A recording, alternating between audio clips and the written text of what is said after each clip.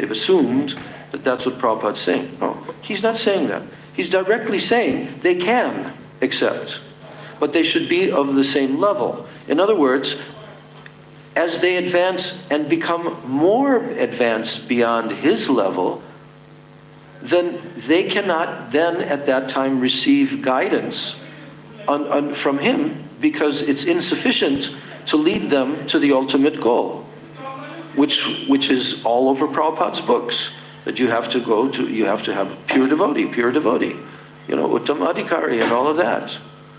So you cannot just throw the baby out with the bathwater. That's saying, you know, that leads to the Ritvik false conception that, you know, only Prabhupada is the guru like this, and so, but that has to be specified when they're analyzing the statement, because basically what is being said there, just like in the conversation yesterday, I mentioned that, how Gurudev has told this. Gurudev said, if someone has a guru, and he is not so highly advanced, but he's sincere, and they've taken initiation, and he can help them to some extent, right? But then they want to go and they want to hear from a more advanced Vaishnava, you know, and they approach to that person, to their guru. Oh, please give me your permission, I want to go and hear from him. And then Gurudev writes, this is in his book called The True Conception of Guru Tattva. That was never reprinted, but the statements are there. And he says, then what will happen is that guru will tell to his disciple, yes, you have my permission, I will also go and hear from him. Then that relationship should never be abandoned, he said. One should never abandon. But now that devotee, he will find that more prominent to him is this elevated Vaishnava, and he becomes his Siksha disciple. And Siksha includes Diksha. This is what we've always understood also, is that within Siksha there's also Diksha. So this is the arrangement that even Srila Sridhar Maharaj approved of the devotees who left ISKCON because they came to him, then they were also banned.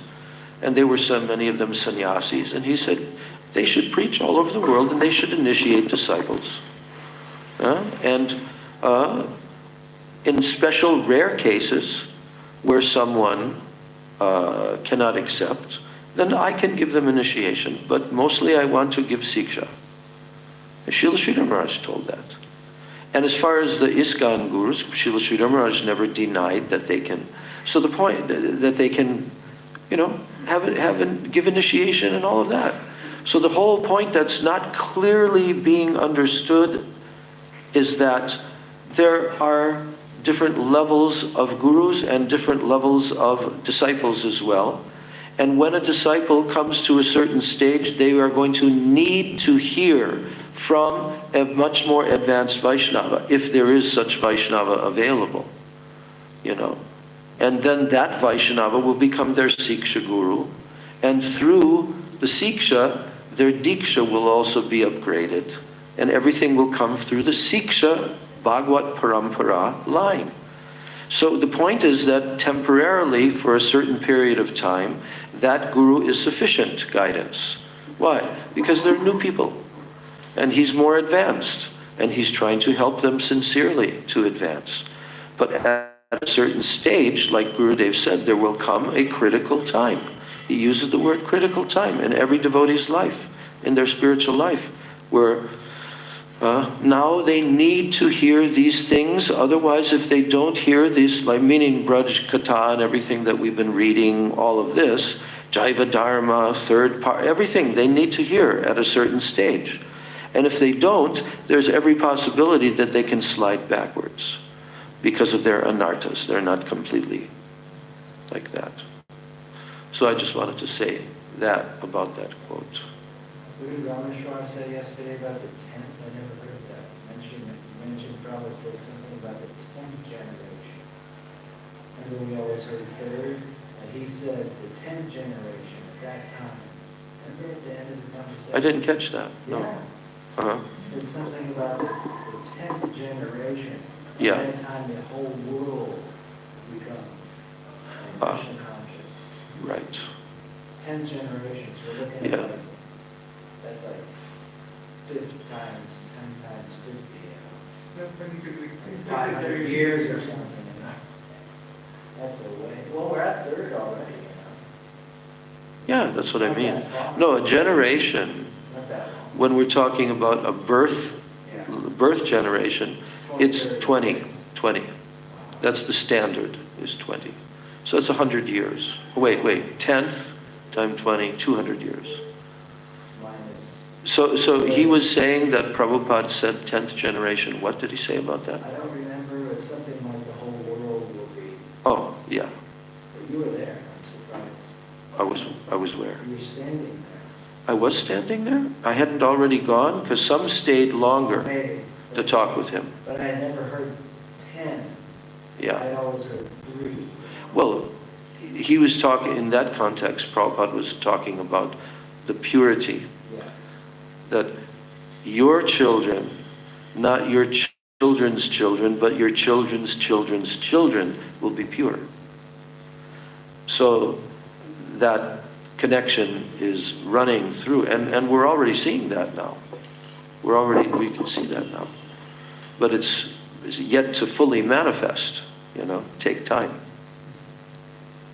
And I was just reading a quote this morning. This is the last thing I'll say, and then we can get into our class. But there was a quote somebody posted, which I've read before, but it was like a meme, like a quote like that.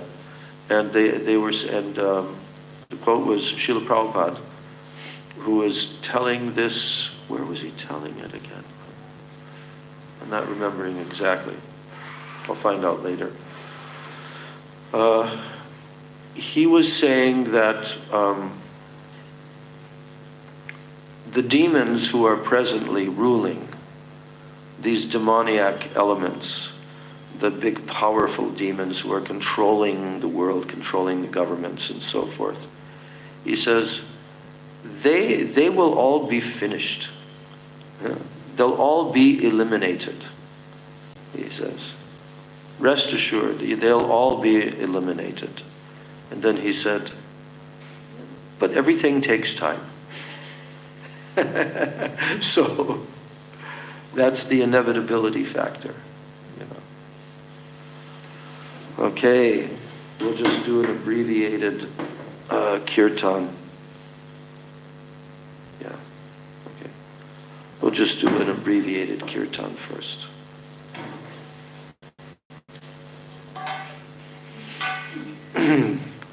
Jai Parikar Shri Guru Gauranga Gandharvika Giridhari Shri Radha Vinod Bihari Jiu Ki Jai Jai Nityalila Pravishto Vishnupad Astatara Sata Shri Srila A.C. Bhaktivedanta Swami Maharaj Srila Prabhupada Ki Jai Nityalila Pravishto Vishnupad Paramahansa Astatara Sata Shri Srila Bhaktivedanta Narayan Goswami Maharaj Ki Jai Nityalila Pravishto Vishnupad Paramahansa Astatara Sata Shri Srila Bhakti Rakshak Sridhar Goswami Maharaj Ki Jai Jai Shri Shri Rupa Nuga Guru Varga Ki Jai Jai Shri Rupa Sanatan Bhatta Raghunath Shri Jiva Gopala Bhatta Das Raghunath Sad Goswami Prabhu Ki Jai Srila Sarup Damodar Rai Ramanandari Gaura Parshad Vrinda Ki Jai Nam Acharya Srila Haridas Thakur Ki Jai Prem Sigo Shri Krishna Chaitanya Prabhu Nityananda Shri Advaita Gadadhar Shivasadi Gaura Bhakta Vrinda Ki Jai Shri Navadvip Dham Ki Jai, Shri Jagannath Puri Dham Ki Jai, Shri Braj Mandala Dham Ki Jai, Shri Radha Krishna,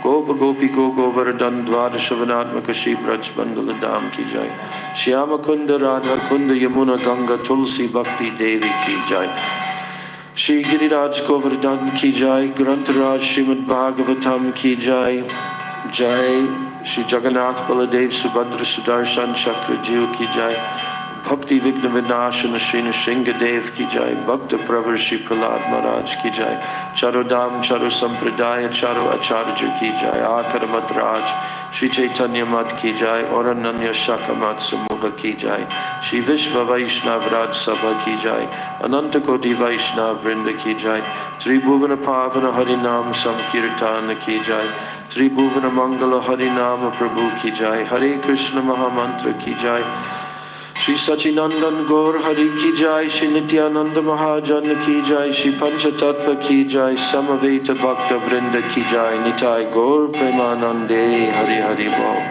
And today is the disappearance day of Srila Gopala Bhatta Goswami, his appearance day, and the disappearance day of Sri Ramachandra Kaviraj, and also the disappearance day of Srimad Nayananda Das Babaji Maharaj, who is a disciple of Bhaktisiddhanta Saraswati. Yeah, we read, this morning we read his name, multiple people. Yes, we're doing this. Oh, okay. Jai. Okay. I misspelled it, it's Nayananda. Nayana Ananda, yes, Nayana Ananda. Shri Krishna Chaitanya Prabhu Nityananda Shri Advaita Gadadhar Shivasari Gaur Bhakta Vrinda.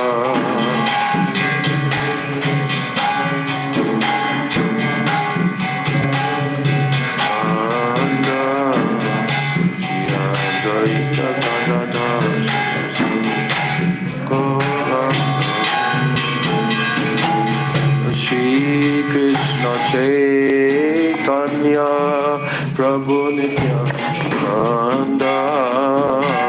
Shri Advaita Gadadhar Shivasari Gaur Bhakta Vrinda. Shri Krishna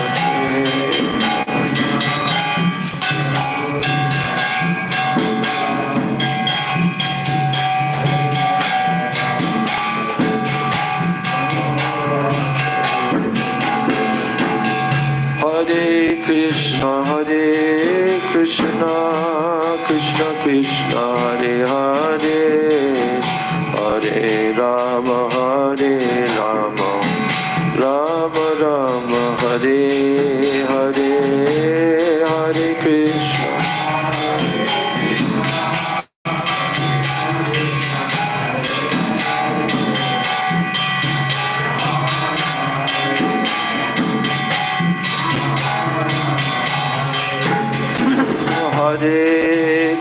Hare Krishna, Krishna Krishna, Hare Hare, Hare Rama, Rama Rama, Hare Hare.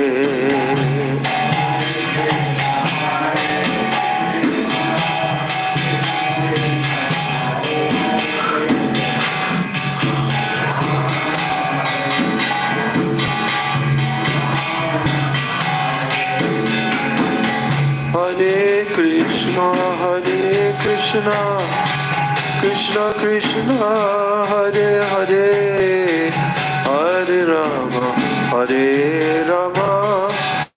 Rama Rama, Hare Hare.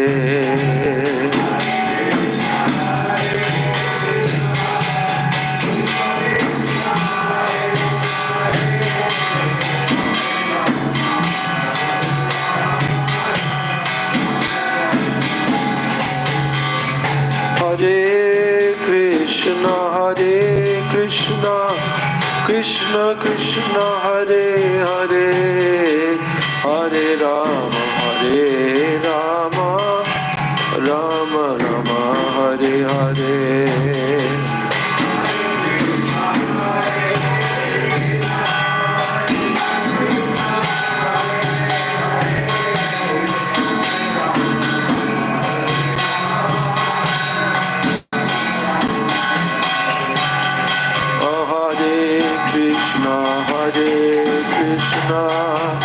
Krishna Krishna, Hare Hare, Hare Rama,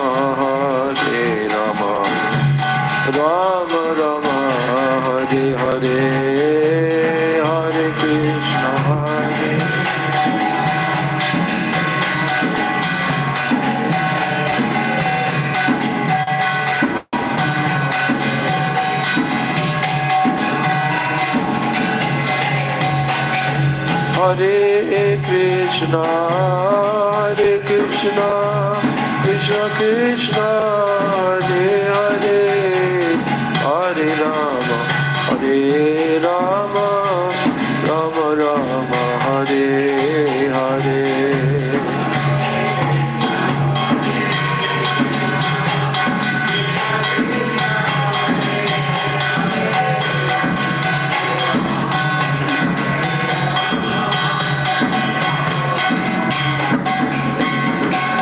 Radhe Radhe Govinda Govinda Radhe Radhe Radhe Govinda Govinda Radhe Radhe Radhe Govinda Radhe.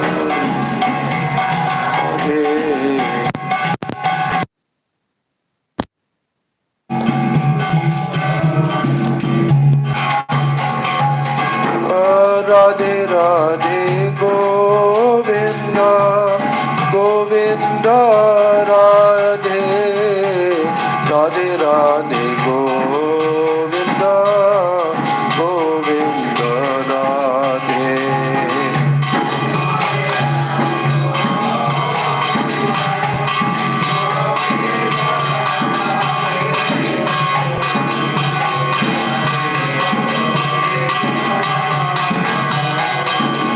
Govinda Radhe Radhe Radhe Govinda Govinda Radhe. Radhe Radhe Govinda Govinda Radhe Radhe Radhe Govinda Govinda Radhe Radhe Radhe Govinda Govinda Radhe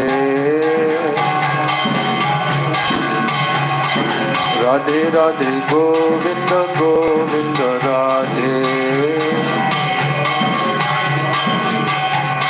Hare Krishna Krishna Krishna Hare Hare Hare Rama Rama Rama Hare Hare Hare Krishna Krishna Krishna Hare Hare Hare Ram Ram Ram Hare Hare. Hare Krishna Krishna Krishna Hare Hare Hare Rama Rama Rama Hare Hare. Nitai Gauranga Jaya Nitai Gauranga Nitai Gauranga Jaya Nitai Gauranga Nitai Gauranga Nitai Gauranga Nitai Gauranga, Nitai Gauranga. Nitai Gauranga Jaya, Nitai Gauranga. Nitai Gauranga Jaya, Nitai Gauranga. Nitai Gaura Hari Bol, Hari Bol. Hari Bol, Hari Bol.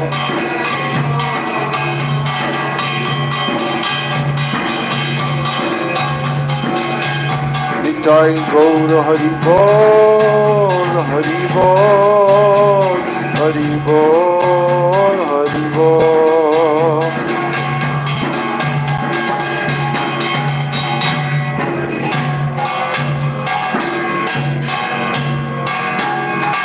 Nitai Gaura Premanande Hari Hari Bol.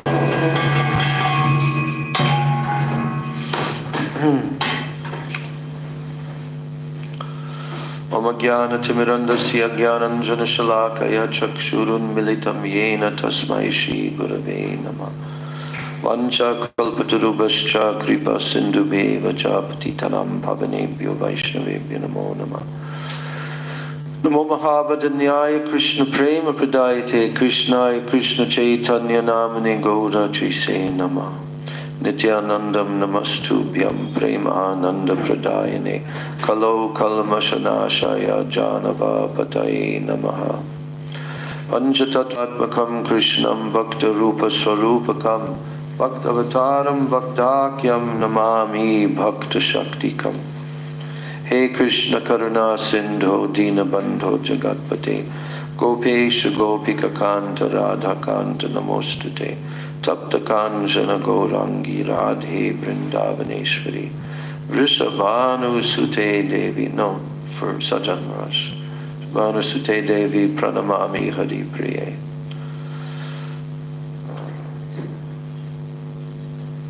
Jayatam Suruto Pangora Mamamanda Materagati Matsarvas Padambojo Radha Madana Mohana Divyad Vrindaranya Kalpadruma Dharshimad Ratnagara Singhasanasto Shimad Radha Srila Govinda Devo Prestalapi Sevyamano Smarami Shiman Rasarasaram Vivam Shivadata Takstita Karshan Venu Sunayara Gopira Gopinata Shriyestuna Vrindai Tulsi Devai Priyai Keshavasya Cha Krishna Bhakti Pradidevi Satyavachai Namo. We can open windows. It's keeping it cold now because it's warmer outside. Shri Krishna Chaitanya Prabhu Nityananda Shri Advaita Gadadhar Shivasadi Gaur Bhakta Vrinda. Hare Krishna Krishna Krishna Hare Hare Hare Rama Rama Rama Hare Hare Hare Krishna Krishna Krishna Hare Hare Hare Rama Rama Rama Hare Hare. First I'm offering my unlimited Dandavat pranams and my Shraddha Pushpanjali at the lotus feet of my most worshipable beloved Gurudev, Nitya Lila Pravishta Om Vishnupad, Paramahansa Asto Tarasata, Sri Srila A.C. Bhakti Vedanta, Swami Maharaj, Srila Prabhupada. Then I'm offering my same unlimited Dandavat pranams and my Shraddha Pushpanjali at the lotus feet of my most worshipable beloved Siksha Gurudevs, Nitya Lila Pravishta Om Vishnupad Paramahansa Statarasata Sri Srila Bhakti Rakshak Sridhar Goswami Maharaj and Nitya Lila Pravishta Om Vishnupad Paramahansa Astatarasata Sri Srila Bhakti Vedanta Narayan Goswami Maharaj.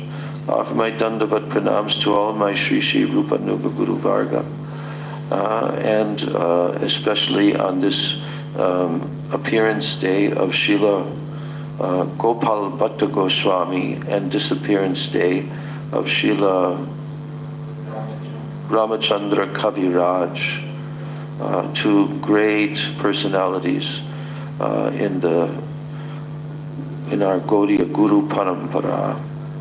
One of them being one of the 6 Goswamis who caused the appearance of Sri Radharamanji in this world, Gopal Bhatta Goswami.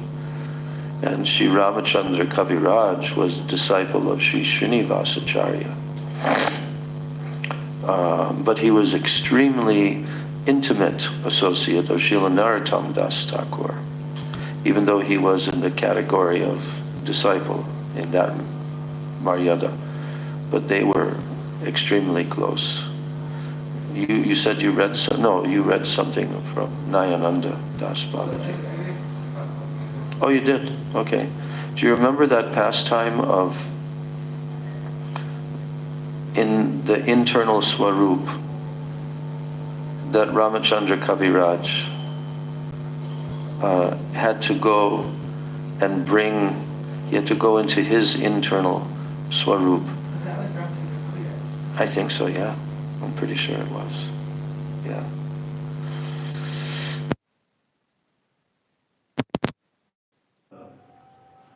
Das Maharaj, disciple of Srila Bhaktisiddhanta Saraswati Thakur, his disappearance day. Yeah. So those 3 personalities today were paying our unlimited Dandavat pranams at their divine lotus feet and asking for their causeless mercy. So I'm continuing now with this book, The Hidden Path of Devotion, which is the conversations that Srila Bhaktivedanta Narayan Goswami Maharaj had back in the early 1990s with various leaders, ISKCON senior devotees who would come to him for guidance, and they wanted to hear these particular topics. And so these are the recordings of the discussions that he had with these senior disciples of Srila A.C. Bhaktivedanta Swami Prabhupada, and who were senior devotees in the International Society for Krishna Consciousness. So we read through a certain portion of the introduction, and I wanted to complete that, because the introduction is a lecture. It's taken from a lecture that Srila Gurudev, Srila Narayan Goswami Maharaj gave in Hong Kong on July 2nd, 2006. And they're including this so that the devotees can get some understanding, some basis before they hear the questions and answers in the conversation on Ragvartma Chandrika. They gave this as a sampling of Srila Narayan Maharaj's, how he would present this topic, even to an elementary kind of audience. So we read about the first half of it, where the two shlokas, Ado Shraddha Tatak Sadhu Sangha and Atasakt, is the gradual stages that the devotee will go through. And we read Savai Pumsam Parodharmo Shloka, Anya Vilashita Shunyam Shloka. So now Srila Gurudev says that, and we discussed what is Shraddha. Very important. What is Shraddha? What is it? So he said it is the strong faith. And there's a verse, Bengali verse in Chaitanya Charitamrita, Shraddha Shabde, Vishvas Kohi Sudrida Nishchay, Krishna Bhakti Koile Sarva Karma Krita Hoy. So the firm faith, in what? Firm faith that all the words of Krishna, scriptures, Guru, he has very, very strong faith. And he knows that if I perform Krishna Bhakti in my life, if I actually perform Krishna Bhakti, then the fulfillment of all other endeavors of my life, they'll automatically be accomplished. That's a nice formula. I do Krishna Bhakti, and then all the other endeavors of my life will automatically be accomplished. So firm faith in this fact, that by doing bhakti to Krishna, this will certainly happen. That's called Shraddha. And how does this happen? It comes only by sadhu sangha. It comes only by sadhu sangha, by being in the association of a sadhu.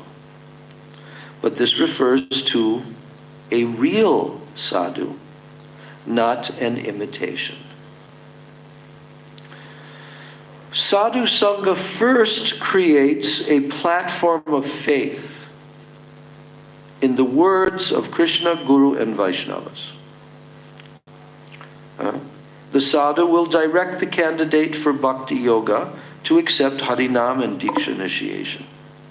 The student then selects a bona fide guru, and he learns the process of performing bhakti. So bhakti is of two kinds. Vaidhi Bhakti and Raganuga Bhakti. Vaidhi Bhakti, the prem that develops through Vaidhi Bhakti, which means the development of love of God, attained by worshipping Krishna in awe and reverence. Vaidhi. So that will be, it will yield Vaikuntha Dham, the abode of Sri Krishna in his opulent feature as Lord Narayan. That's what will be yielded by the bhakti that is performed, Vaidhi Bhakti. And Raganuga Bhakti takes the practitioner to Krishna Dham, Krishna's abode, Raganuga Bhakti. You are most fortunate to be coming in the line of Sri Chaitanya Mahaprabhu. Following in his line, one day you will be able to achieve Raganuga Bhakti by reading Chaitanya Charitamrita, Srimad Bhagavatam, and the books of the Goswamis. So just adding another caveat to that, which Gurudev said so many times, that how will you be able to read and understand those books? The deep meaning of those books is under lock and key. And the key is in the hand of the exalted, pure Vraj Rasik Vaishnava. The key is in his hand. So,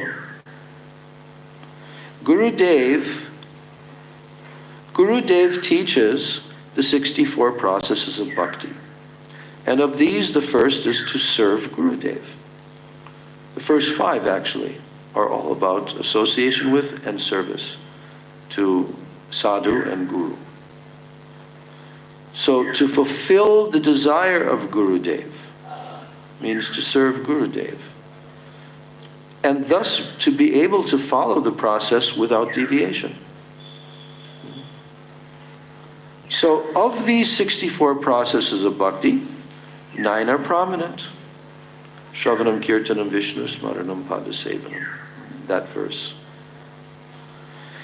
Then he says, of these 9 processes, then 5 are most prominent. Sadhu Sangha, Nam Kirtan, Bhagavat Shravan, Mathura Vasa, Sri Murtir, Shraddhaya Sevan.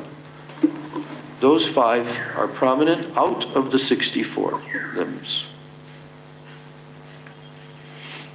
And of these 5, now he's narrowing it down, 3 are most prominent. What do you think are the 3 most prominent limbs of bhakti? Because there's 64 limbs, and out of those 64, there's 5 that are most prominent. But now we're narrowing it down to 3. I'm asking the audience, what do you think are the 3 limbs of bhakti that are the most prominent? So wait. Say it. Show, yes? And what? Vishnu? Smaranam. Yes, you are correct. You are correct. Atlichna. So, Shravanam, Kirtanam, Smaranam. Chanting, hearing, chanting, and remembering. And of these 3, one of them is the most prominent. Which one is that? Huh?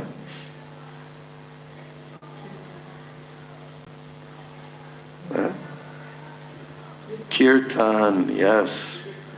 Kirtan, chanting.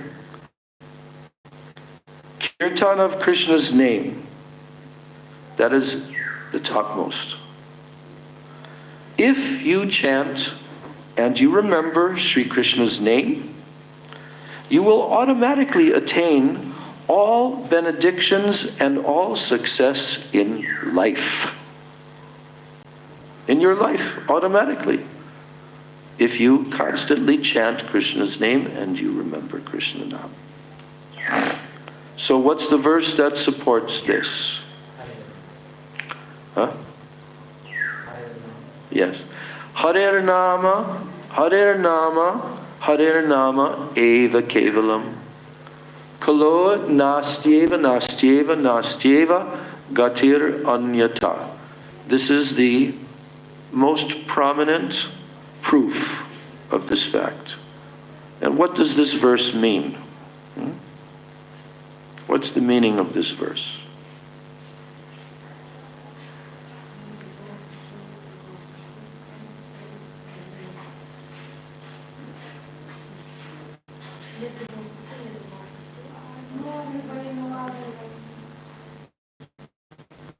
Three Ras, 3 times telling.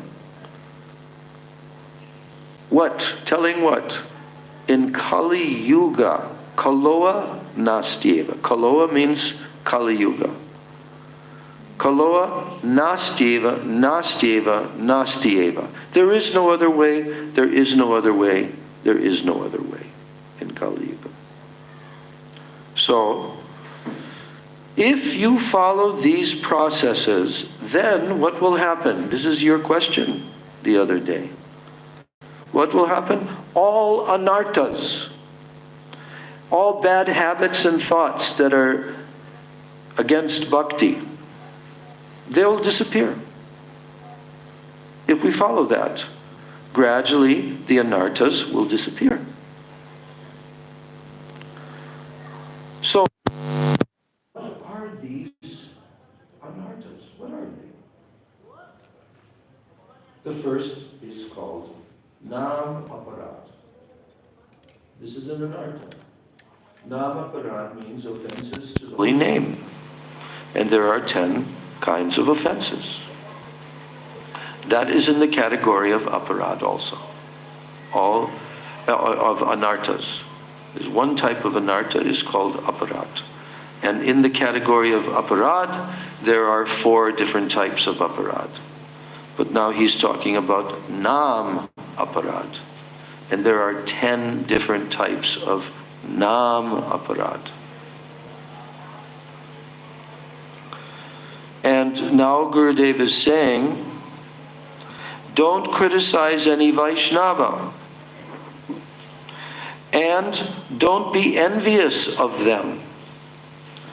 Don't disobey your Gurudev. Try to totally follow. Try to totally follow and imbibe what he and other Vaishnavas are teaching. At the time of chanting the holy name, don't be distracted by sleep or laziness. Chant Hare Krishna, Krishna Krishna, Hare Hare, Hare Rama, Rama Rama, Hare Hare. Also chant your Gurudev's Diksha mantras daily and understand their meanings. Anartas include Nam Aparad, Seva Aparad, and so on. There are 4 types. Also Dham Aparad, Vaishnava Aparad. Now, if you follow this regulative process, anartas will diminish. Yes, and gradually they'll go away. And then Nishta will come. I can tell you, in my own experience, in my spiritual life, this made a very big difference for me to know this fact. To know the fact that if we continue with following this process, it'll automatically take place. That you will gradually advance, and gradually your anartas will diminish. They'll become less. Yes. This is a fact, this is a truth, and it can be experienced by any sincere devotee, sincere jiva. So if you follow this regulated process, then anartas will diminish and gradually go away. And then, what will come? Nishta. then Nishta will come. Nishta, it means steadiness of mind, that your mind becomes very steady. The devotee fixed in Nishta, he will determine, oh, I can die, but I cannot give up chanting the holy name. That's his determination. Let me die, but I cannot give up chanting the holy name. Srila Haridas Thakur, he was beaten in 22 marketplaces. And as they beat him, these miscreant Muslim government followers, they demanded, you should chant Allah, Hoda, don't chant Hare Krishna. But he continued to chant, Hare Krishna, Krishna Krishna, Hare Hare, Hare Ram, Ram Ram, Hare Hare. And at last he became almost like a skeleton, bloody and only some skin remaining. And finally they threw him in the Ganga. And Gurudev is telling an abbreviated version of that pastime. Then Srila Haridas Thakur later came out of the Ganga as if nothing had happened.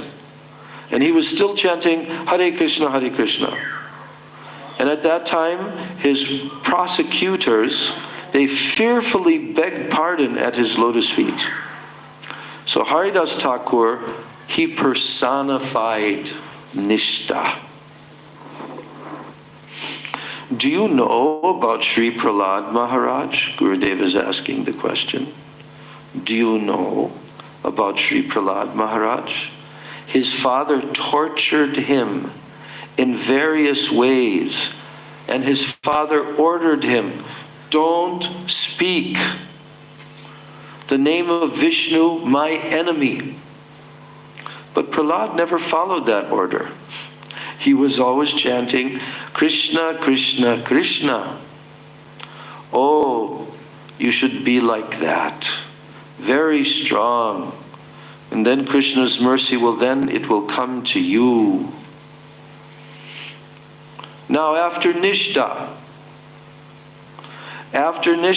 then Ruchi, or spiritual taste, that will come. Taste in chanting, taste in reading scriptures, taste in cooking for Krishna, and in all other devotional practices. Taste will come, and there are two kinds of ruchi. Vastu Vaishishta Apekshani and Vastu Vaishishta Anapekshani. So, if kirtan is very melodious, with excellent instruments and very sweet voices, then the devotee he is inspired in Vastu Vaishishta Apekshani, Ruchi. And he will listen with relish. Whereas, even if a singer has great love and affection but is not singing in a melodious tune, that devotee will not appreciate it. That's in the beginning stage. Beginning stage of ruchi. Understand this point? In the beginning stage of ruchi, there's a type of taste, but it depends upon how beautiful, how nice kirtan is, and so forth. Nice voice, singing. So in the beginning stages of ruchi, the devotee will have so much taste for that. But in the later stages of ruchi, then his taste will not be depending on that. In the beginning, his taste and his love and affection, the devotee may be singing who has so much love and affection for Krishna, but his voice is not very melodious. Then this devotee in the first stage of ruchi, he'll not appreciate it so much. Yes. And also if the deity is decorated with gold ornaments and cloth, then that devotee will offer obeisances. But if that same deity is devoid of decoration, he will not do so.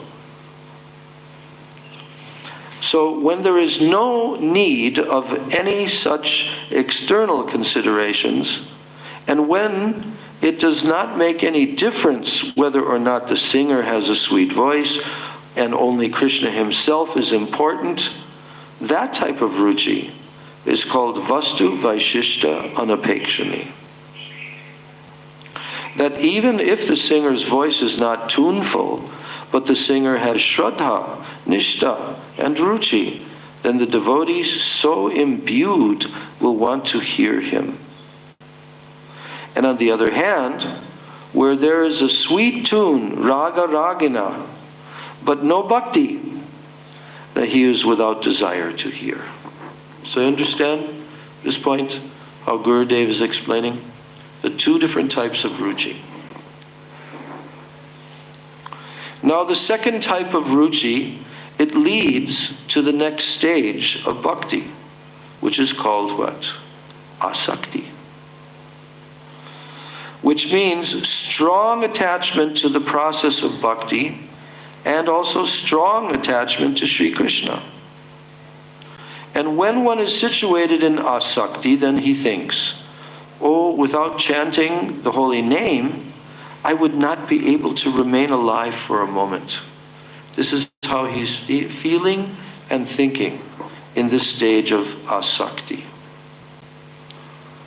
So in asakti, attachment, because asakti means attachment, so attachment, it first comes in the beginning stage of asakti. It first comes for what? For bhajan. For all the processes, for doing bhajan, he has strong attachment. But then later, it manifests for who? The object of your bhajan, which is Krishna. Krishna is called the bhajaniya. Who are you doing bhajan to? That's Krishna. So in the beginning, you have attachment for the process of bhajan.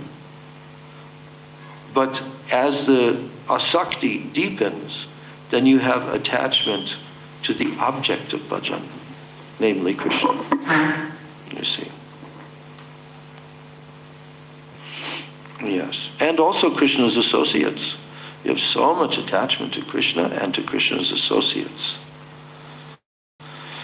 So when this asakti, when it becomes perfect, then rati, mood, transcendental mood, rati appears. So sometimes rati is also called bhav, but in this context it's called rati in the very beginning stage. And that means a particular type of affection, particular type of mood towards Krishna. Now Gurudev is saying that rati is very difficult for conditioned souls to comprehend. Is rati very easy to comprehend? It's very difficult. And in order to substantiate this point, Gurudev is quoting from the Bhakti Rasamrita Sindhu, the verse that describes bhav, the stage of bhav, rati. And what is that verse? Shuddha sattva visheshatma prema suryamsu samyabhat ruchibis chitta mashrinya kridaso bhava uchite.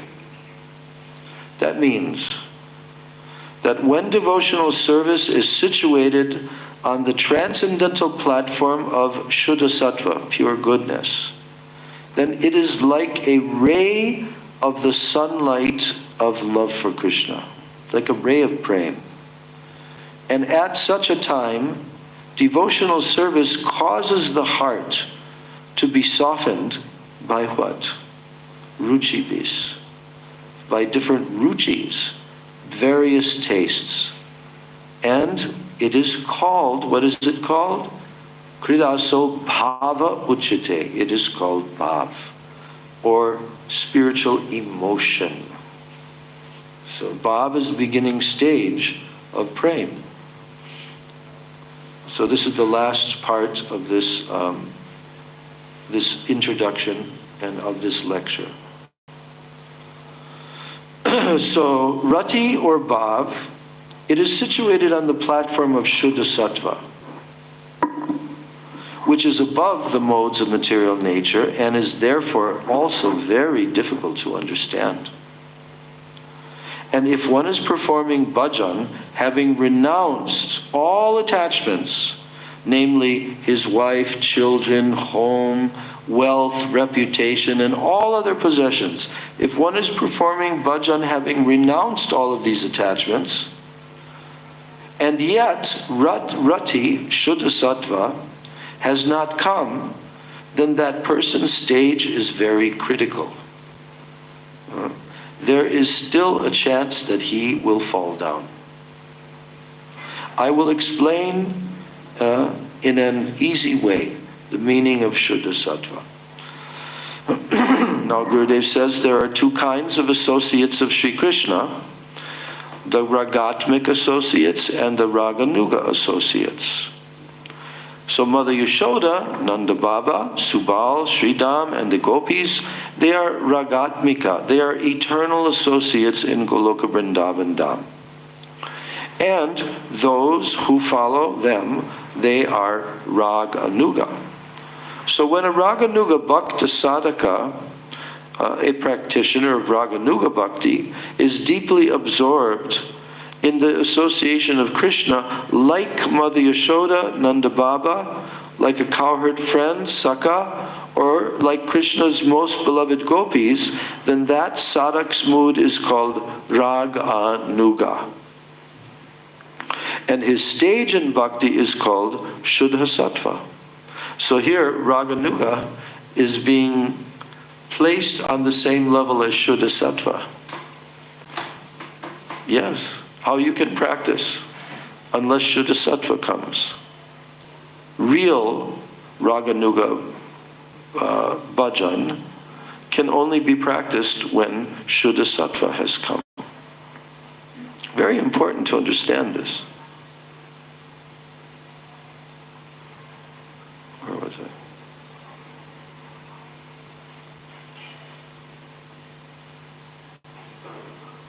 I? Okay. So, yes. So when a Raganuga Bhakta sadhaka, when he is deeply absorbed in the associates of Krishna, like Mother Yashoda, Nanda Baba, a cowherd friend, Saka, or Krishna's most beloved gopis, that sadhak's mood is called Raganuga. And his stage in bhakti is called Shuddha Sattva. Now this is a very high stage. Pure bhakti is not ordinary. So after rati, prem appears in the heart. And in that regard, I will tell a story in brief. So Sri Krishna is the Supreme Lord. He is quite independent. He is not dependent. He can do whatever he wants. But still, Mother Yashoda bound that powerful Krishna with a rope, and he began to weep. And although he is the Supreme Lord, when Mother Yashoda told him, "I will punish you," he wept. And was his weeping imitation weeping? Not at all. He feels that if Mother Yashoda will not love and serve him, he will not be able to remain alive for a second. That's what Krishna feels. So at first, she threatened to beat him. But instead, she somehow bound him and tied him to a grinding mortar. Actually, she bound him by what? By her love and her affection. So this is called prem, or pure love. If you want full connection with Krishna, then first develop spontaneous love for him. So how can you have full connection for Krishna? You have to have spontaneous love for him. And what is this definition of spontaneous love here? Raganuga. And what is the stage when Shuddha Sattva descends? So all this should be understood. So Gurudev ends this lecture by saying, this is called prem, or pure love. How Mother Yashoda bound Krishna, that example. He says, if you want full connection with Krishna, then first develop spontaneous love for him. So, connection with Krishna is partial. Prior to that, is not full. So that ends the introduction. And the first chapter, chapter 1, is titled, this is where the conversations with the ISKCON leaders begin. And the title of this is, How to Enter Raganuga Bhakti. Because that becomes the question after you hear this, right? After you hear this lecture that Gurudev gave in Hong Kong, then this natural question arises, how to enter into Raganuga Bhakti, right? So now, the revered and very famous personality named Tamal Krishna Maharaj, who lamented that he didn't follow through prior to his departure from this world, he voiced a lamentation. Biggest mistake I made in my life was to not continue associating with Srila Narayan Maharaj. Yeah. So in this first chapter, this is the context. This is the subject matter: how to enter Raganuga Bhakti. So now these ISKCON members, they begin to ask questions. So here's the first one, asked by Tamal Krishna Maharaj. He said to Srila Narayan Maharaj, you said that today you will speak on Rag Vartma Chandrika. You said you would give a summary.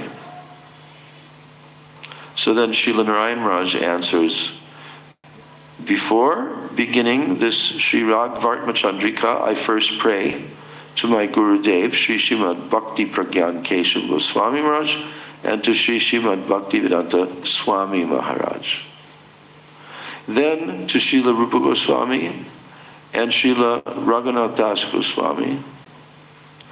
And then to the author, Sri Vishwanath Chakravarti Thakur. So we earnestly beg their mercy, and especially the mercy of Srila Vishwanath Chakravarti Thakur. So in the Rag Vartma Chandrika, now here's Gurudev giving a summary. He's telling that Srila Vishwanath Chakravarti Thakur tells us what he has realized about Sri Sri Radha Krishna's Anurag. This is the beginning of the Rag Vartma Chandrika. That Srila Vishwanath Chakravarti Thakur is telling us what he has realized about Sri Sri Radha Krishna's Anurag. What does Anurag mean? Their loving attachment. So he says, their ever-fresh sentiment of intense attachment, Anurag, that this is the stage of prem, which comes just before Mahabhav. Within prem comes sneha. Within prem comes sneha, then man, then pranay, rag, and then finally anurag. So these are some of the stages. There's more stages.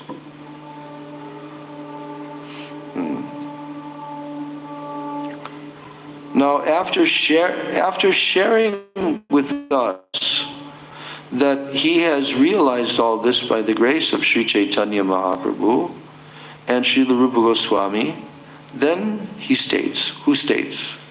Vishwanath Chakravarti Thakur. He says, I am writing something for those persons, those very lucky persons, who have greed for this rag. So I am writing something for those persons. And for those persons who have gained, who have attained greed for this rag. But cannot find the path to achieve it. So there are some individuals who will gain some greed for this rag. They want this. But they cannot find the path to attain it. How they can achieve this. So this book, it will be their guide.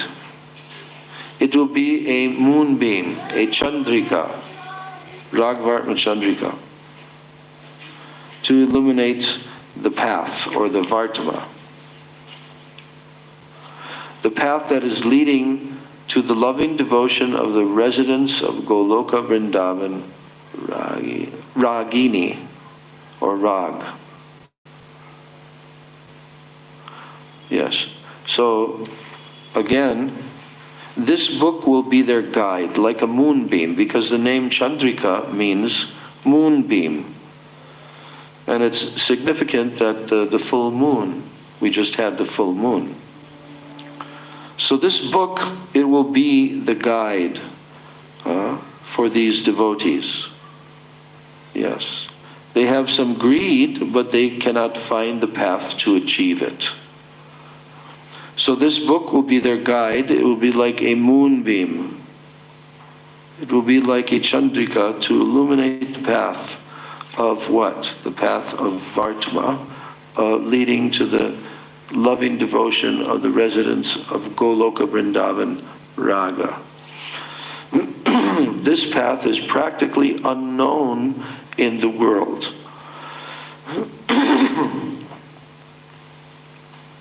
So that's why it's called Ragvartma Chandrika.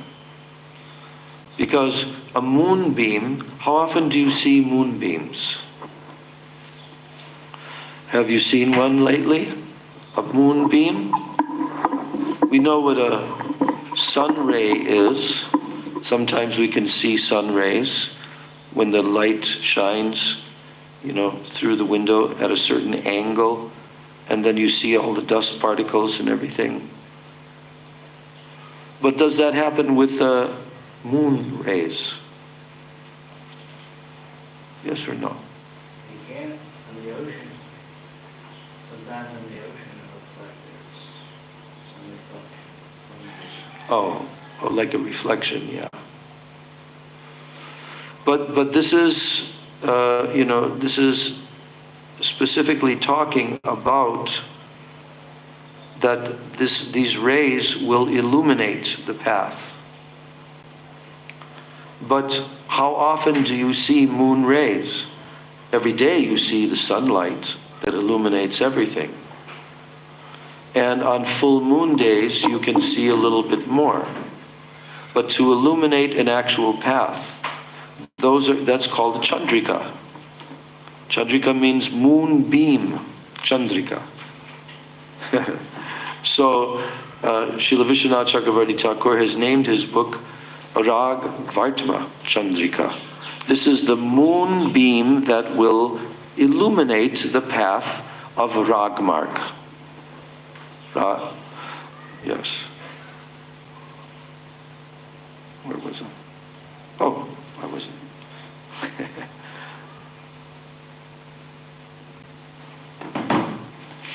Yes. So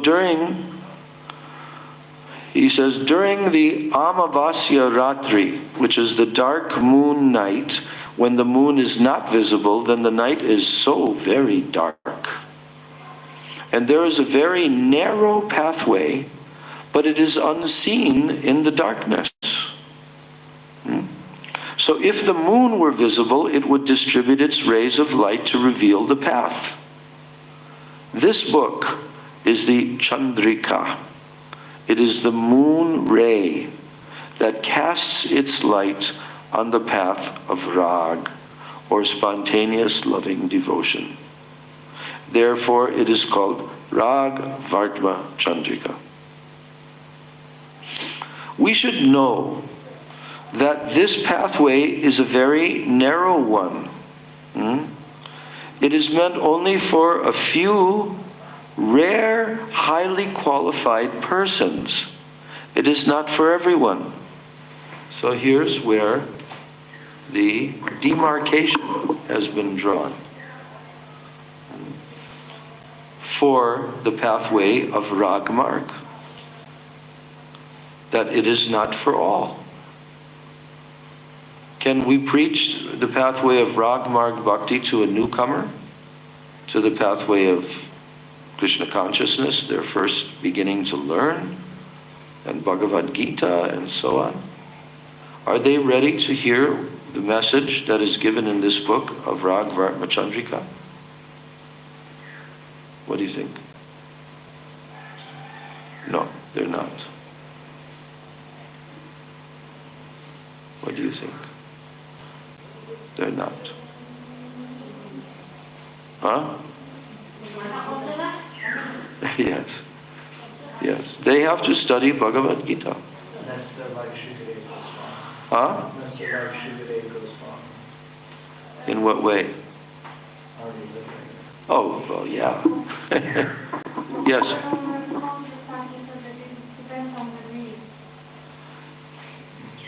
What we're telling is that this is a newcomer. Newcomers do not come with greed. Okay? Don't think that devotees around the world, from this country, from that country, and they begin to start chanting Hare Krishna, that in that beginning phase of their spiritual life, that they are going to be a qualified candidate for hearing this topic, for reading this book. No, they're not. That's why it's named with this title, Rag Vartma Chandrika. And in English language, the title is The Hidden Path of Devotion. It's hidden. Why is it kept hidden? That we should understand. Why is it kept hidden? It's hidden from those who don't have the qualification. And he is correct in saying that if they have greed, but we've been reading and studying this topic now for a few weeks, and greed, real greed, comes in what stage? Huh? Well, that's the very beginning. That's taste. But real lobha and real greed manifests in the stage of asakti and then bhav. Because we just read it, that the stage of bhav is Shuddha Sattva.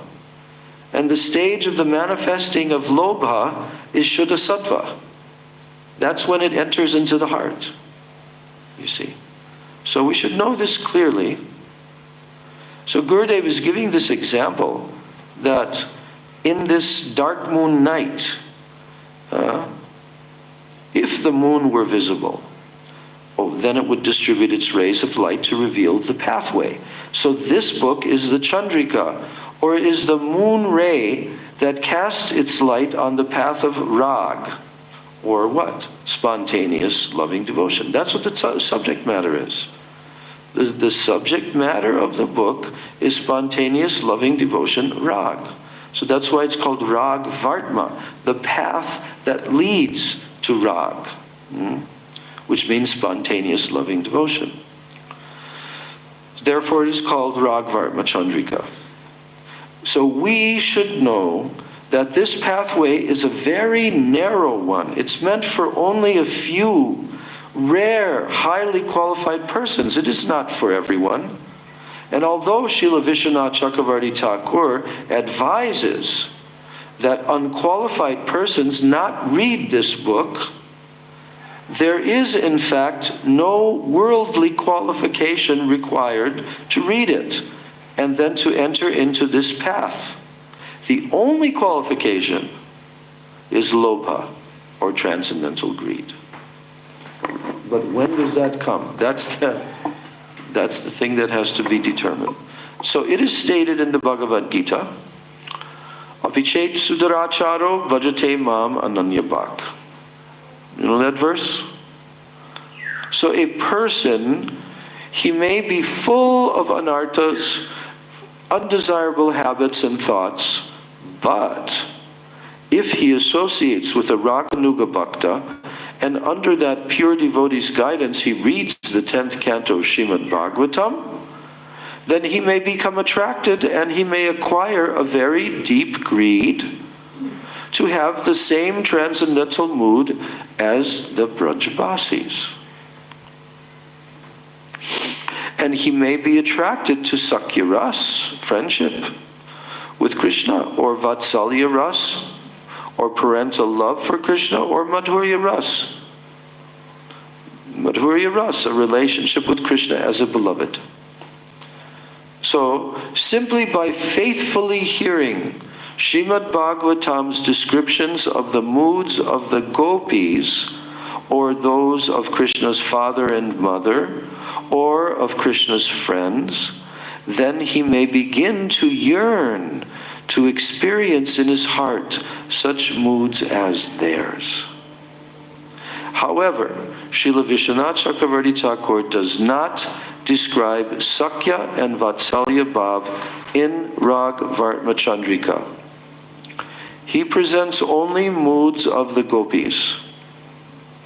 In order to attain the bhav of the gopis, one will especially hear from a Raganuga Bhakta. What will he hear? He'll hear the portions of the 10th canto discussing their relationship with Krishna. And what are those? Namely the Gopi Geet, Jugal Geet, Brahmara Geet, Pranay Geet, and Venu Geet.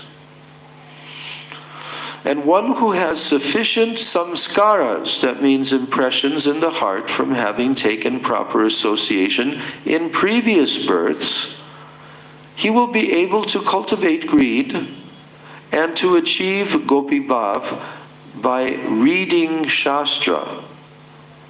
But he will not have to rely on Shastric logic to convince himself. For such a person, this treatise is like a moonbeam for discovering the path of Rag Anuga Bhakti.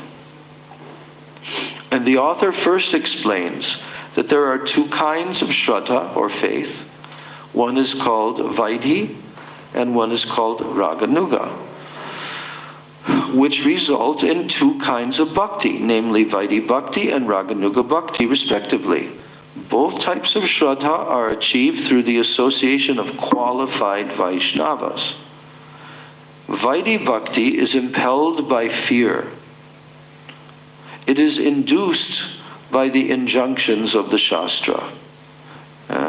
Those injunctions are instructing that everyone should perform bhakti to Krishna as the only means to protect one from going to hell.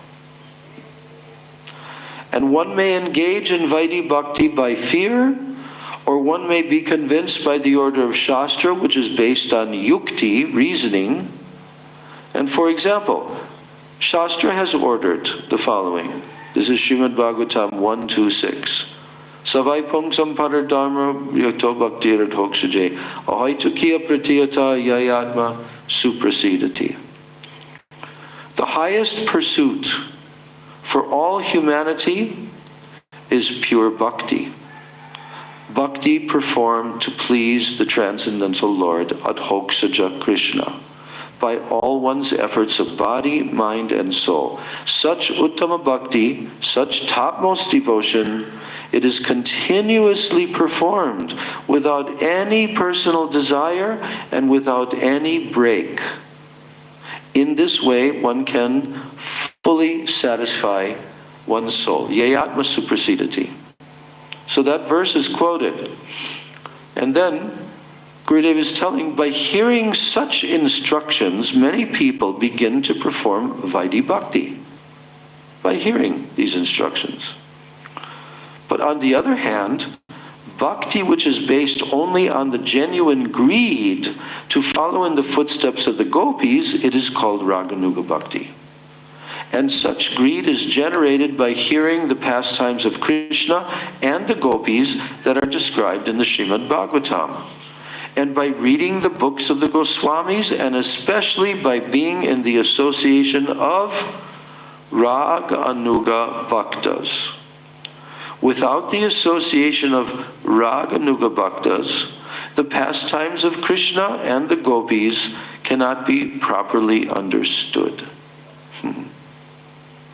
So, what is the nature of this greed? How can we know whether or not our greed is genuine? It's an important question.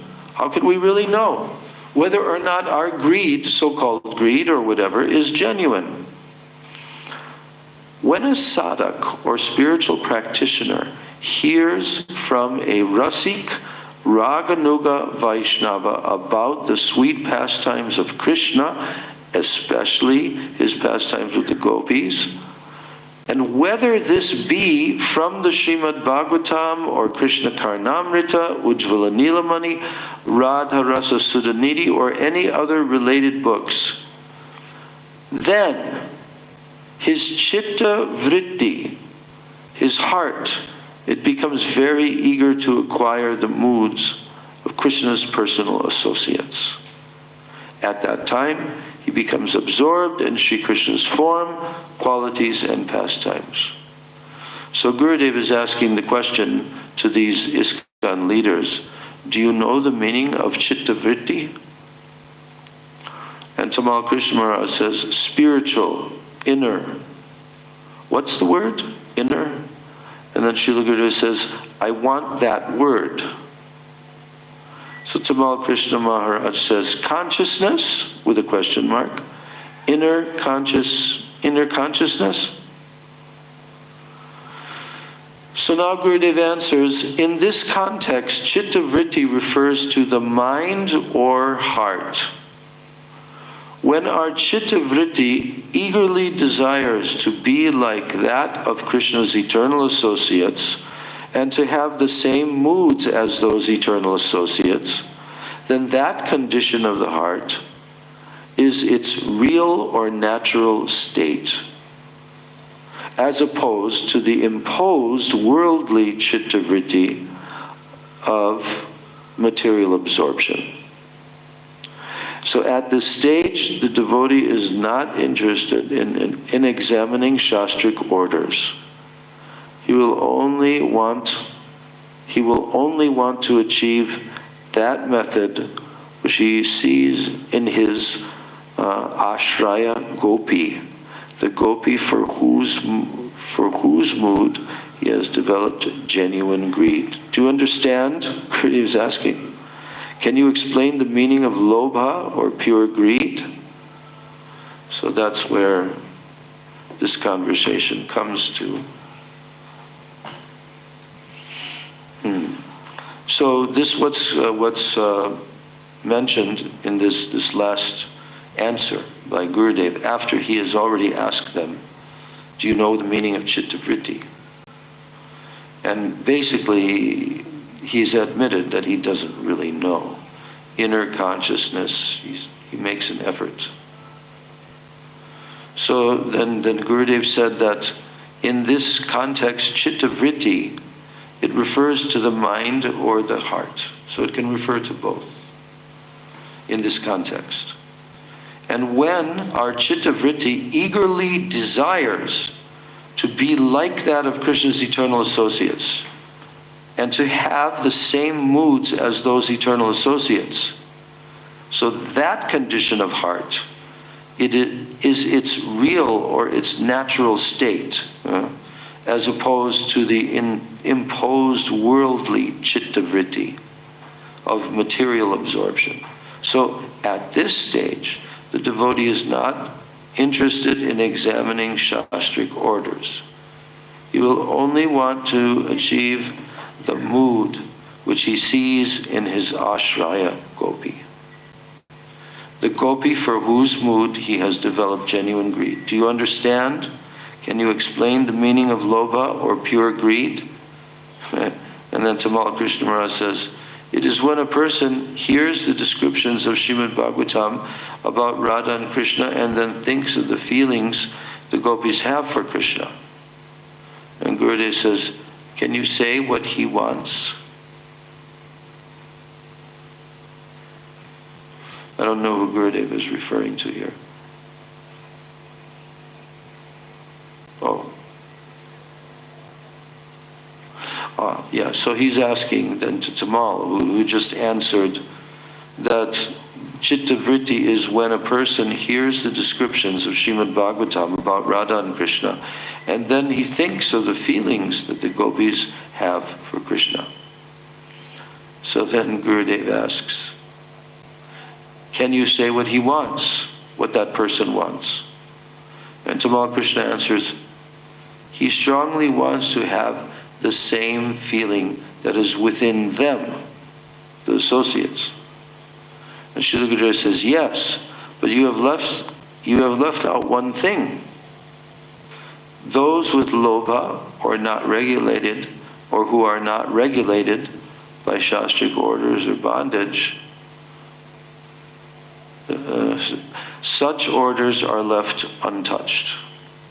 I'm reading that again. Yes, but you have left out one thing. Those with lobha are not regulated by shastric orders or by shastric bindings. So such orders are left untouched. And then Tamal Krishna Maharaj says, rules and regulations are not there, he's asking. And Srila Gurudev says the rules and the regulations of Shastra are not needed at all. And Tamal Krishna asks, otherwise it is Vaidhi Bhakti. So then Gurudev says, for example, a person may see some rasgulas, He may see some rasgulas and rabri. And whether or not he has the money to purchase these sweets, he may at once develop greed for them, thinking, oh, these are very tasteful. Similarly, in whatever stage a person may find himself, if he sincerely deliberates, oh, the mood of the gopi is very tasteful and very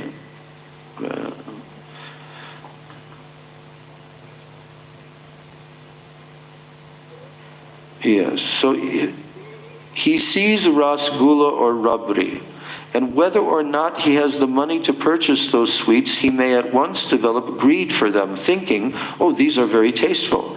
And similarly, in whatever stage a person may find himself, if he sincerely deliberates, oh, the mood of the gopis is very tasteful and very good, I must somehow obtain that, then such greed has no bindings or consideration of shastric restrictions. If we judge that we are not qualified, and we think that what we want is too high for us, then this is a sign that we do not possess greed. Do you understand? What's the criterion? What's the bottom line? That you're thinking that you're not qualified, that this is too high for you. Do you follow this point that Gurudev is making? Gurudev, Tamal Krishna Maharaj says, please explain. And then Gurudev says, if I desire a rasgula, but I think I have no money in my pocket to purchase it, so I cannot have it. So that means I have no real greed for it. A person with greed considers somehow or other, by hook or by crook. And then Tamal Krishna Maharaj says, beg, borrow, or steal. Gurudev, such a person does not think about his qualification or his disqualification. He does not consider whether or not he is able to have this bhakti. He simply thinks, I must have it. So this is real greed. Do you understand? His desire must be overpowered by the form, qualities, and pastimes of Krishna. Then he is considered to possess real greed. What's that? That his desire must be overpowered by the form, the qualities, and pastimes of Krishna. Then he is considered to possess real greed. A sadhak possessing such greed may ponder, oh, I have heard from the Rasik Vaishnavas how Lalita, Vishaka, Chitra, Rupamanjari, and other associates, how they serve Krishna, and I want to serve like them. And he does not stop to judge whether he is qualified to achieve this samajati abhav, or identical mood for which he aspires. He doesn't stop to judge whether he is qualified to achieve this samajati abhav for which he aspires. And he does not wait for any logical argument to convince him. So then Tamal Krishna says, argument means reasoning. And Gurudev says, greed does not rely on reasoning. If reasoning is required, then there is no greed. So we'll continue in the next class with this topic. But what have we learned so far about this pathway of Rag Marg Bhakti? Can you mention anything? Or any comment to make about what we heard so far in this discussion that Gurudev is having? Because he's specifying, first and foremost, how can this be attained? And he has specified it can only be attained by what? One thing. Not any worldly qualification or any other qualification this person can attain and walk on this pathway of Rag Marg Bhakti. Only greed, only lopa. Yeah. So what's wrong with going to Radha Kund and just trying to develop that and hear and chant and associate with those that are following that path? So, in this context, Bhopadev Prabhu is asking, rhetorically of course, he knows the answer, but he's asking what's wrong with somebody then suddenly going to Radha Kund and then hearing and chanting there at Radha Kund? Because you just stated there's nothing, you're not considering whether you're qualified or not. Mm-hmm. Yeah. But what happens to most persons that go there? What's the actual experience that most persons have? In reality, what is the actual experience that devotees have? They fall down. They fall down. They're not yet qualified. So the point that Gurudev often makes, Gurudev used to tell the story of Princess Diana, and she's in her wedding procession. You remember that example? Back then, when she was living on the planet, she was looked up to as being one of the most beautiful and desirable persons. So in her wedding procession, where there's millions and millions of people watching on the television cameras, and lining the streets are tens of thousands, hundreds of thousands of people that are watching the chariot, the marriage chariot pulled by horses, where the newly married bride and groom are sitting on that chariot. And there's a very poor man who's standing on the side of the road, and he's looking at this spectacle. And he sees how beautiful Princess Di actually looks. And what happens to that poor, insignificant man? He begins to think, oh, if only I could also have a wife. If I could have this wife, Princess Di, as my wife. He begins to think like that. Now, is there any possibility that that could happen? That he could actually have Princess Di as his wife? Impossible. No possibility. But the point that Gurudev was making in giving that example is that his mind was not restrained by any prohibition or logic. Any person would have to say to this man, "You idiot, what are you trying? Why are you even thinking like that?" But you can't say that, because greed is not bound. You see, greed is not bound. And then he also gave that example of the rasgula. Okay? Because a poor man, he doesn't have money, but he was walking by, like here in India, you know, where they have the glass cases, just like down the block here. I was sitting I was sitting in the barber shop waiting a couple days ago to get shaved. And I looked across the street, and there's our sweet shop. And I said, I should go there to see what actual sweets are there and are available, right? So in India, they display the sweets in glass cases so that you see it visually. And when you see it visually, what happens? What starts to take place? Your mouth starts to water. Water starts to come in your mouth. I want some sweets. So most people will go, if they have money, they'll go and they'll buy 1 or 2 or 10 sweets.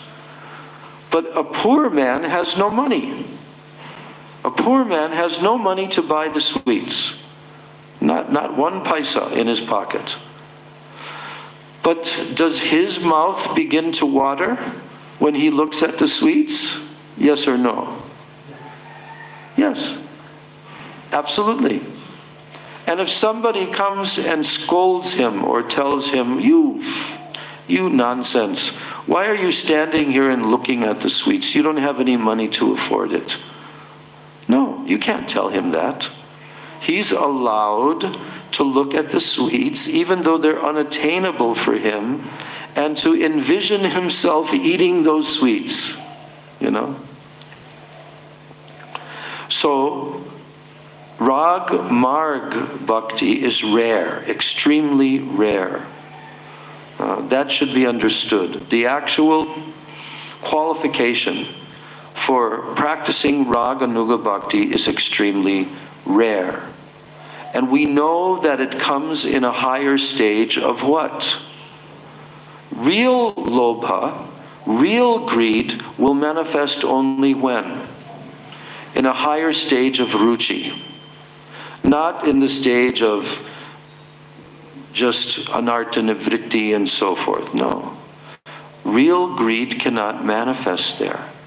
But one thing that Gurudev told is what?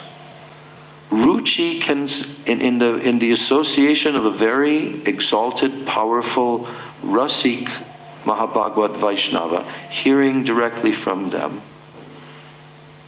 Gurudev said that sometimes ruchi can just touch someone in the lower stages. It doesn't mean he's attained ruchi, but he gets just like a glimpse. He gets like a touch of what it is to have this ruchi. And that becomes the stimulation for his future good fortune. For his future good fortune. But unfortunately, there are many, many individuals who imagine or they think that the process is that I should just go to Radha Kunda and there I will live doing Harinam Bhajan on the banks of Radha Kunda, and I will become successful by this. But what is the problem with that? You're not qualified to actually live at Radha Kunda. And most of the people of the modern day Babajis who are there are absolutely unqualified, but still they're there. Are they achieving? Are they actually advancing and achieving? No, they're not. They're falling into sinful activities and so many other things. They're not qualified. So when we're talking about entering the path of Ragmarg Bhakti and Raganuga Bhajan, it must mean the real thing, not the imitation thing. And therefore, the association of a real Raga Nuga Bhakta is absolutely required. But who can fully appreciate even that association? It is true that it is rare when there is such a Vaishnava and he's discussing these kind of topics, like we just heard Gurudev's lecture from Hong Kong, and he's explaining the pathway of Raganuga Bhakti and what are the qualifications. So, but he is not telling the intimate details of the practice of Raganuga Bhakti. And he's also not telling about the Ekadas Bhavs of the spiritual body. He's not talking about the Siddha Pranali process like they're saying in Radhakund. People will be misguided. What is the actual Siddha Pranali? Pranali means process. The actual Siddha Pranali process, Gurudev has told so many times that Bhaktivinoda Thakur has clarified. The Siddha Pranali, the process for attaining perfection, is the Sikshastakam prayers of Chaitanya Mahaprabhu. And that's why Bhaktivinoda Thakur has written an entire book called Bhajan Rahasya, based upon those 8 shlokas by Mahaprabhu. Because in each of these shlokas is a particular stage of bhakti. And one has to proceed from one stage of bhakti to the next, to the next, to the next, in a proper order, krama, sequence. If someone tries to haphazardly jump ahead and to imitate those who actually have greed, then they will not be, it'll be impossible. They'll not be successful. It can never happen. And another example was given by who? Srila Gaura Das Babaji Maharaj. So who is Srila Gaura Das Babaji Maharaj? He is the guru of Srila Bhaktisiddhanta Saraswati Thakur. Maha Rasik Bhagavad, Rasik Vaishnava. Topmost level. But while he was living in his extremely renounced condition on the banks of the Ganga, some younger person who was wanting to become a sadhu, he also built a hut there. And now he began to do what Srila Gaura Das Babaji Maharaj was doing, which was constantly chanting and being absorbed in deep, deep separation moods and all of this. So that person was doing that, and then some persons approached Babaji Maharaj and they said, "Oh, Babaji Maharaj, there is this other younger sadhu. He's so advanced, he's like you. And sometimes he's crying tears and all of this. So what is his position?" And Babaji Maharaj said, he said, he is like a woman who is newly married, young woman who is newly married to her new husband.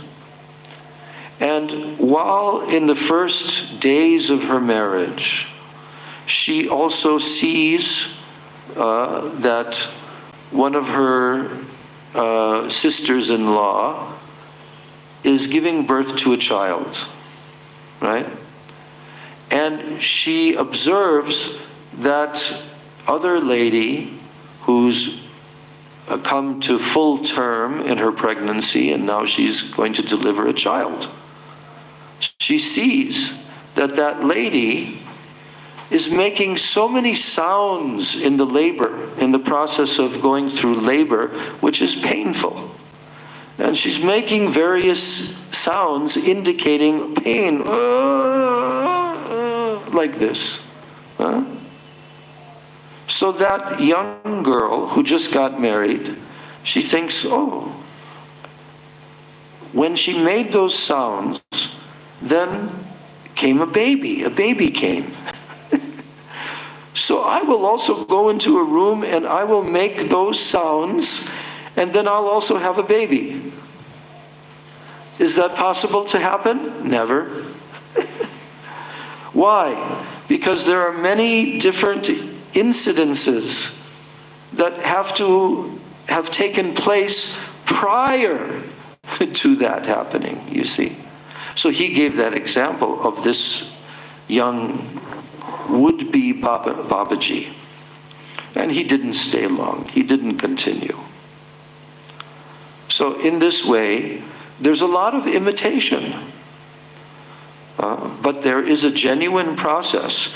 And those who are in the highest levels, they themselves are Rasik, Raganuga, Mahabhagavad Vaishnavas. They're showing this pathway by their own example in their life, by their own sadhan bhajan, and they're also preaching about these topics that will enable and gradually help sadhaks to come to a stage of greed. That's the objective. When Gurudev traveled around the world, he was preaching and mentioning different pastimes of of Radha and Krishna and the gopis. And he was mentioning this, why?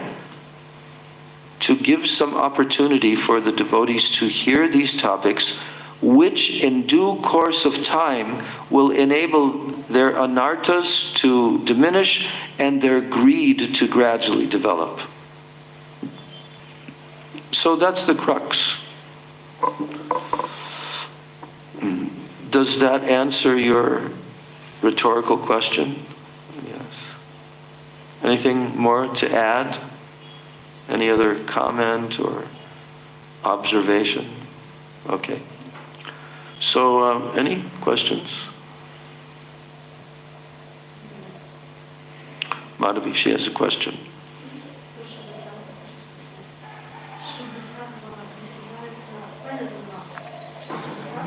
Okay. Yeah. You don't want to take prasad? Okay. If she understands correctly, Shuddha can be attained by hearing exalted Vaishnava. So it's what? They can be attained by hearing and what? I'm not hearing you.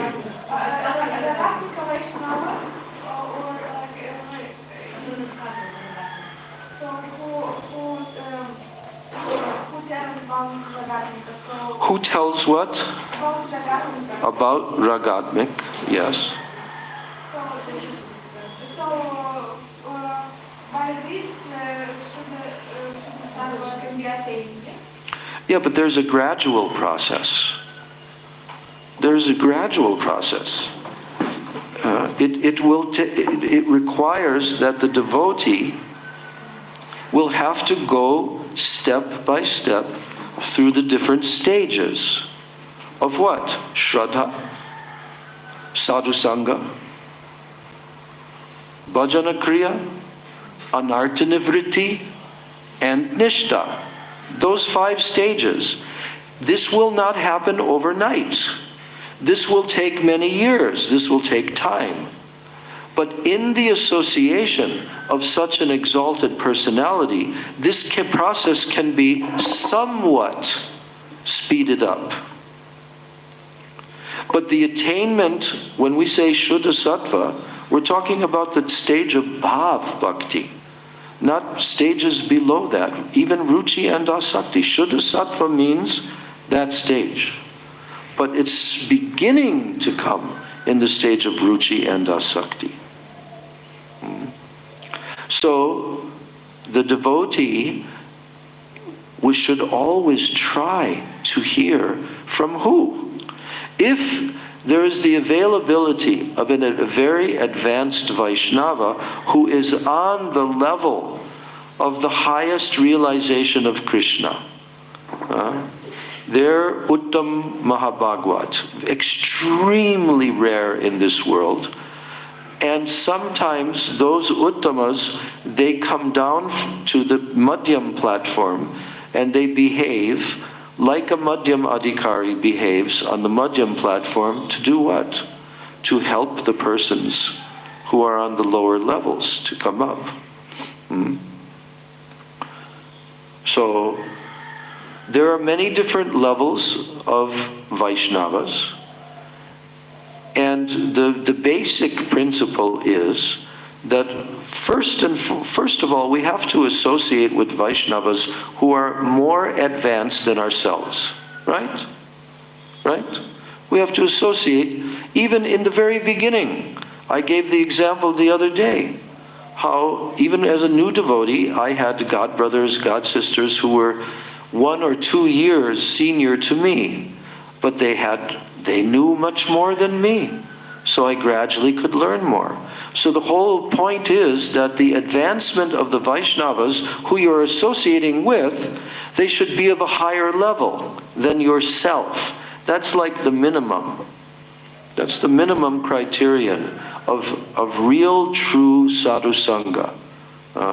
But if someone is associating with Vaishnavas who are more or less on the same level as themselves, this is not real sadhu sangha that is required to advance to much higher stages. But it will help you.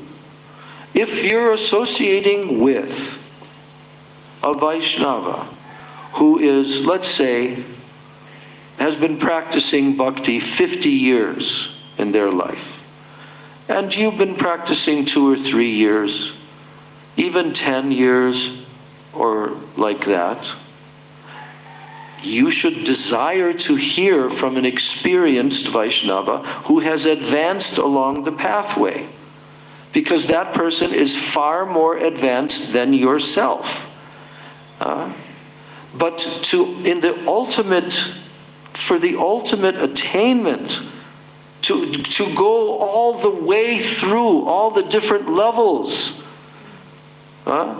once you come to the stage of Nishta, then your next stage is Ruchi, next stage is Asakti.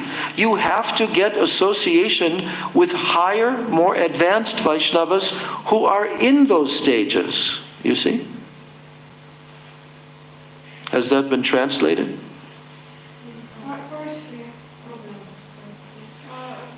some translation. Huh? Some is translated, but some no. I just Who's the person translating? Padmanabha. Oh, I see, okay. Okay. Yes. So you have to, is he translating now or not?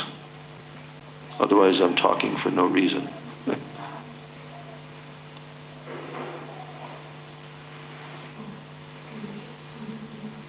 Okay, you're hearing? So did he continue to translate what I said?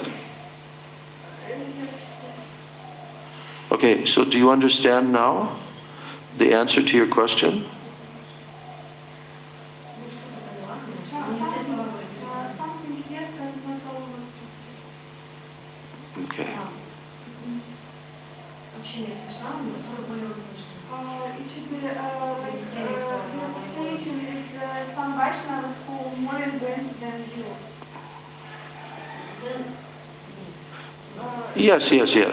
Yes.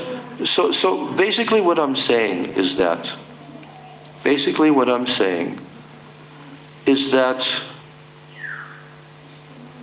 there are many different levels of Vaishnavas. Some of them are in the Kanishta level. They're also Vaishnavas. And even within the Kanishta level, there are different levels.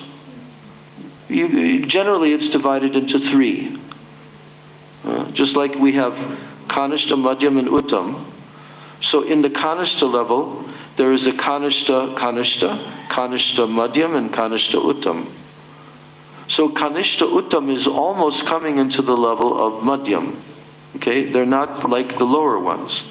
So even if you're in a society or an institution where only the association of Kanishtas of various levels are there, still you can make advancement by associating with the Kanishtas who have come to a higher level of Kanishta. You understand? But especially a Madhyam Adhikari's association should be sought after, a true Madhyam Adhikari. And in this world there are many very accomplished and very experienced Vaishnavas who have practiced their whole life. And they have the symptoms of Madhyam Adhikaris. They have the necessary symptoms are there. So, you can go very far. For the amount that you will be able to advance in this life, in general, I'm just talking about general devotees. Most devotees, they will go through this life and they'll remain kanishtas. Most devotees. They will not advance to the madhyam level unless they're very serious and they're very dedicated, very surrendered. Then gradually they'll go to the madhyam level. Most devotees will remain on different levels of kanishta. So, for those devotees who are remaining on the levels of kanishta, it's very good for them to have a Vaishnava who is giving them siksha and even diksha, who is at the madhyam level, and then they can gradually advance. But for devotees who have entered into the madhyam level, they are going to need a higher association to then go to the next stages. You understand? From the level of nishta to ruchi, ruchi to asakti, asakti to bhav, they are going to require a Vaishnava of the very, very high level. And that is specified in this book. We will be reading, that's why I'm reading this book. This will be clearly explained in the course of completing this book. And Vishwanath Chakravarti Thakur has explained that. So we should not be worried. Of course, it is natural that we will want, the devotees who are seriously trying to practice, we will want to have higher and higher association. No doubt about it. And we are completely authorized to aspire towards that. But at the same time, we should not try to jump haphazardly, like trying to go to the top of the tree to take the fruits. Because it will not yield the result. We have to go gradually, step by step. But we are learning that lobha, this greed, it is a very rare thing. Nevertheless, this greed is required to practice rag anuga bhakti. Now what if you don't have that greed? But you see that, oh, raga anuga bhakti, I want to practice this. I want to practice raga anuga bhakti. I want to be like this. And that means what? That means that some little bit of a reflection of that greed is coming to you. Some little reflection of that real greed is coming in your heart. That one day I want to advance to that stage. So that when you're executing your activities with that kind of a hope and aspiration, then sometimes that is given a certain terminology called raganuga pravritti. Pravritti means that it's tending towards raganuga. And that puts it in a slightly different category than ordinary Vaidhi Bhakti. So what Mahaprabhu came to give is not ordinary Vaidhi Bhakti, like in the other sampradayas. That will lead you to Vaikuntha. And that is Vaidhi, and the faith is of the nature of Vaidhi. But on this pathway, it is tending towards the advancement ultimately towards Raganuga Bhakti. But in the lower stages, Vaidhi is practiced very seriously. And there is an aspiration. There is an aspiration, and there is a hope, and there is desire, and this is being nurtured in the heart. And by the association of very exalted, pure Vaishnavas, this is, what's the word? This is nurtured. This aspiration in the heart is nurtured, you see. So, this question that you asked is a very relevant question. And I've given a complete, and we will read more about that as we're studying this book. But the main point is that ultimately, to go to Goloka Vrindavan, the devotee will have to enter into the mood of Raganuga Bhakti. That mood will have to develop. Otherwise, you cannot go to there. Otherwise, you will go to another level. And even within the pathway of Raganuga Bhakti, there's also distinctions and different types of relationships. And some of them are mixed somewhat. Just like in Madhurya Rasa. In Madhurya Rasa, there's Svakiya and Parakiya. But this pathway is purely, the pathway of Rupanuga is purely Parakiya Ras.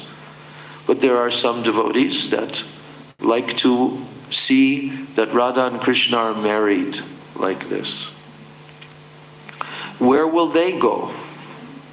They'll go to the outer regions, not into Goloka Braj, or they can go to Dwarka also.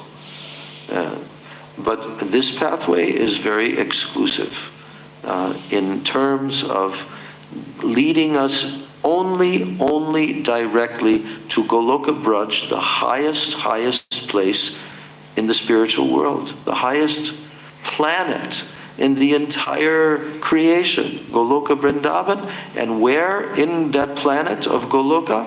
Oh, because that planet is unlimited, actually. It's not a finite amount of space, this Goloka Vrindavan. No, this is infinite. This planet is infinite. And in that planet, there are sections also.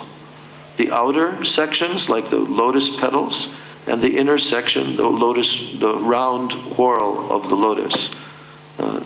That is there, you see. So we are so fortunate, that's what Gurudev was saying, you're so fortunate to come into this line of Chaitanya Mahaprabhu and of Rupa Goswami, because that destination absolutely will be attained in due course of time by those who are in this pathway, hearing these topics and following and practicing in their own lives. It is guaranteed that we will reach Goloka Vrindavan and serve Krishna, and especially in the Madhurya Rasa, because that is what is coming down in our Guru Parampara. The Rupanuga line is purely Madhurya Rasa. But other rasas may take place, but the Rupanuga line is pure Madhurya Rasa. Okay, so we talked a lot more, stimulated by some good questions. So now we're finished. Hare Krishna, Krishna Krishna, Hare Hare, Hare Rama, Rama Rama, Hare Hare. Hare Krishna, Krishna Krishna, Hare Hare, Hare Rama, Rama Rama, Hare Hare. Nitai Gaura Hari Bol, Hari Bol, Hari Bol, Hari Bol. Nitai Gaur Hari Bol, Hari Bol, Bol, Hari Bol. Jai Shri Shri Guru Gauranga Gandharvika Giridhari Radha Vinod Bihari Jiyo Ki Jai. Jai Shri Raghavart Machandrika Ki Jai. Samaveta Bhakta Vrinda Ki Jai. Nitai Gaur Premanande. Vrindai Tulsideva Priyai Keshavasya Cha Krishna Bhakti Pradidevi Satchavachai Namo Namaha.